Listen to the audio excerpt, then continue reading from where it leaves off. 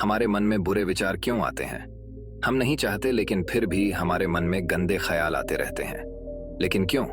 मन हमारा सबसे बड़ा मित्र है और मन ही हमारा सबसे बड़ा शत्रु है। जब हम अपने मन के अनुसार चलते हैं तो मन हमें भटका देता है, और जब हम मन को संतुलित कर लेते हैं तो हमें जीवन में सब कुछ मिल जाता है। हम अपने मन में आने वाले गंदे विचारों को रोकने की कोशिश करते हैं, लेकिन जितना हम रोकते हैं उतने ही अधिक ये विचार हमारे अंदर प्रवेश करते हैं। आप किसी चीज से जितना दूर भागेंगे वह चीज उतनी ही ज्यादा आपके पास आएगी। इसलिए उस चीज से दूर न भागें, बल्कि उस पर संतुलन बनाए रखें। एक बार एक युवक गौतम बुद्ध के पास आया और गौतम बुद्ध से बोला, हे बुद्ध, मेरे मन में इतने गंदे विचार क्यों आते हैं? मैं नहीं चाहता कि मेरे मन में गंदे विचार आएं, लेकिन वासना के विचार हमेशा मेरे मन में चलते रहते हैं और मैं उनके बारे में सोच सोच कर बहुत परेशान रहता हूँ। ये सब सोचने में मेरी ऊर्जा और समय बर्बाद होता है, और इन्हीं सब विचारों के कारण मैं कभी कभी शांत नहीं रह पाता और हमेशा महिलाओं को देखकर मोहित हो जाता हूँ। खुद को रोक नहीं पाते। बुद्ध मुस्कुराए और उन्होंने उस युवक से पूछा, क्या तुम जानते हो कि यह वासना क्या है? तब लड़के ने जवाब दिया और कहा, बुद्ध, मुझे नहीं पता वासना क्या है, लेकिन हाँ, जो भी है ये बहुत बुरी बात है। तब बुद्ध ने उस युवक से कहा, सबसे पहले तुम्हें यह समझना होगा कि जो कुछ भी हमारे अंदर स्वाभाविक रूप से है वह बुरा नहीं है। इसकी हमारे जीवन में किसी न किसी रूप में आवश्यकता पड़ती है। वासना कोई बुरी चीज नहीं है। यह हमारे मन की एक भावना है जो हमें किसी न किसी चीज की कमी का एहसास कराती है, और फिर हम उस चीज को पाने के लिए उस चीज की ओर आकर्षित हो जाते हैं। जैसे अगर आपके पास पैसे की कमी है तो आपके मन में पैसे पाने की इच्छा होती है, वासना जगेगी। इसका मतलब यह नहीं है कि वासना बुरी है, बल्कि यह हमारे मन की एक तरह की जरूरत का एहसास है, और जब यह जरूरत शारीरिक होती है तो हम इसे काम वासना कहते हैं। युवक ने गौतम बुद्ध से कहा, बुद्ध, मैं वासना का अर्थ तो समझ गया, लेकिन आप ही बताइए कि यह कहाँ से आती है और कैसे आती है। गौतम बुद्ध ने कहा कि वासना कहीं से नहीं आती, यह हमारे अंदर ही है और इसका होना जरूरी है, तभी मानव जाति का विस्तार होगा। युवक ने कहा, जब यह हमारे अंदर है और जरूरी भी है तो लोग इसे गलत क्यों कहते हैं? बुद्ध ने कहा, यही समस्या है। लोगों ने वासना के बारे में गलत सोच रखी है। वे इसे छुपाने और दबाने की कोशिश करते हैं। वासना गलत नहीं है, लेकिन वासना का गलत तरीके से उपयोग करना गलत है। लोग जो पसंद करते हैं उसके लिए जीना शुरू कर देते हैं और हर समय उसी के बारे में सोचते रहते हैं, लेकिन यह सब गलत है। बुद्ध ने युवक से कहा, क्या तुम्हें पता है कि जानवर भी सेक्स करते हैं? युवक ने उत्तर दिया, हाँ बुद्ध, जानवरों में भी वासना होती है, क्योंकि जानवर भी अपनी पीढ़ी को आगे ले जाएंगे। बुद्ध ने कहा, तो फिर हम जानवरों की वासना को गलत क्यों नहीं कहते? युवक ने कहा, मैं नहीं जानता महात्मा, आप ही बताइए। गौतम बुद्ध ने कहा था कि जानवर अपनी वासना का उपयोग सुख के लिए नहीं करते, वे अपनी वासना का उपयोग केवल संतान प्राप्ति के लिए करते हैं। प्रकृति ने जानवरों को इतनी समझ नहीं दी है कि वे वासना को अपनी खुशी का आधार बना सकें, जबकि मनुष्य अपनी समझ के आधार पर प्रकृति में पाई जाने वाली हर चीज का उपयोग अपनी खुशी के लिए करता है। हम इंसानों ने काम और वासना को अपनी खुशी का जरिया बना लिया है, जबकि प्रकृति ने हमें अपने वंश को आगे बढ़ाने के लिए दिया है, लेकिन मनुष्य ने इसे अपने जीवन का अंतिम लक्ष्य बना लिया है, और वासना को बेलगाम होने देना गलत है। एक दिन उसने एक लड़के को पेड़ के पीछे छुपे हुए देखा। वह लड़के के पास गया और पूछा, भाई, तुम इस पेड़ के पीछे छिपकर क्या देख रहे हो? लड़के ने कहा, अरे, क्या तुम्हें वह नहीं दिख रहा जो मैं देख रहा हूं? उसकी नजर नदी पर पड़ी तो वहां कुछ लड़कियां पानी भर रही थीं।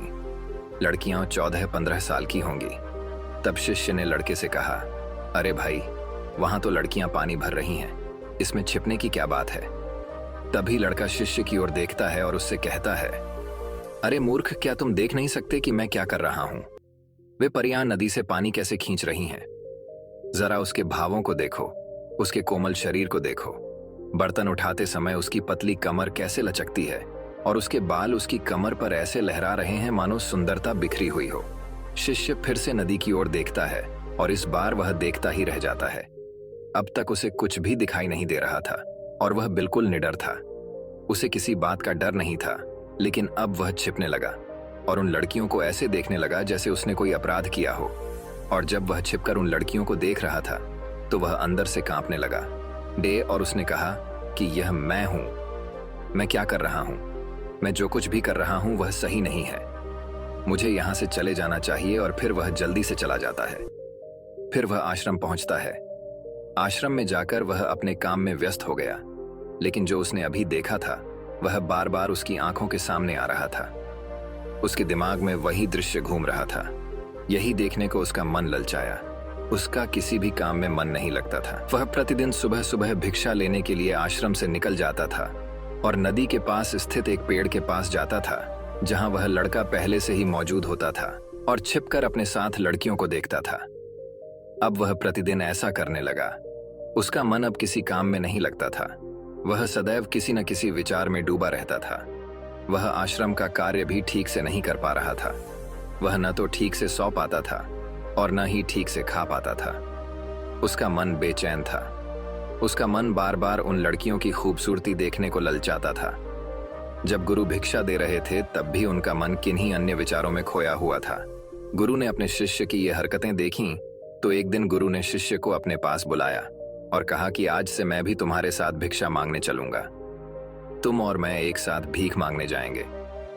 तभी शिष्य ने गुरु को मना करते हुए कहा कि नहीं गुरुदेव, आप क्यों परेशान हो रहे हैं, मैं ही ठीक से भीख मांग सकता हूं। गुरु ने शिष्य से कहा, ठीक है, तुम अकेले ही भिक्षा मांगने जाओ। इसके बाद शिष्य भिक्षा मांगने निकल गया। शिष्य के जाने के बाद गुरु भी आश्रम से बाहर निकल गए और शिष्य का पीछा करने लगे कि वह कहाँ जाता है और क्या मिलता है। ये सब देखने के लिए उसका पीछा करने लगा। थोड़ी दूर जाने पर गुरु ने देखा कि उनका शिष्य एक अपराधी की तरह एक लड़के के साथ पेड़ के पीछे छिपा हुआ है और छिपकर कुछ देख रहा है। गुरु भी अपने शिष्य के पीछे यह देखने के लिए खड़े हो गए कि उनका शिष्य क्या देख रहा है, जिसके लिए वह अपराधियों की तरह पेड़ के पीछे छिपा हुआ है। गुरु ने देखा कि उनका शिष्य पेड़ के पीछे छिपकर उन लड़कियों को देख रहा है जो नदी से पानी ले रही थीं। तब गुरु ने शिष्य से कहा, लड़कियों से भी मांगोगे क्या? गुरु की आवाज सुनकर शिष्य का मन घबरा गया और उसे पसीना आने लगा। वह ऐसे कांप रहा था जैसे किसी चोर को पकड़ते समय उसने रंगे हाथ पकड़ लिया हो। उनकी हालत खराब हो गई।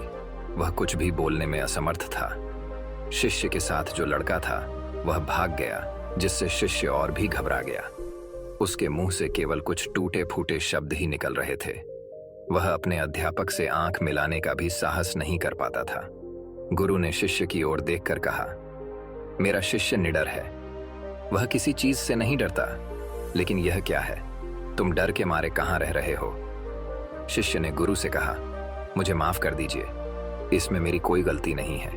उस आदमी ने मुझे धोखा दिया, लेकिन मैं तुमसे वादा करता हूं कि आज के बाद मैं ऐसा दोबारा कभी नहीं करूंगा।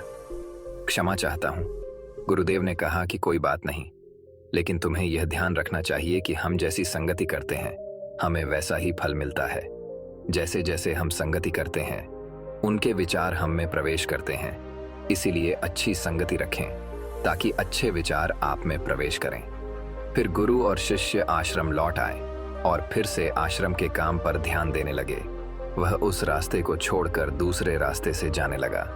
वह अपना कार्य सावधानी से करता था, लेकिन धीरे धीरे उसके अंदर क्रोध उत्पन्न हो गया और फिर वह अन्य शिष्यों पर क्रोध करने लगा और बेचैन रहने लगा। अब वह ठीक समय पर भोजन भी नहीं करता था। वह खाना भी बहुत कम खाते थे। एक रात गुरु शिष्य के पास आए और उससे बोले कि तुमने मुझसे वादा किया था कि तुम अपने मन को वश में रखोगे।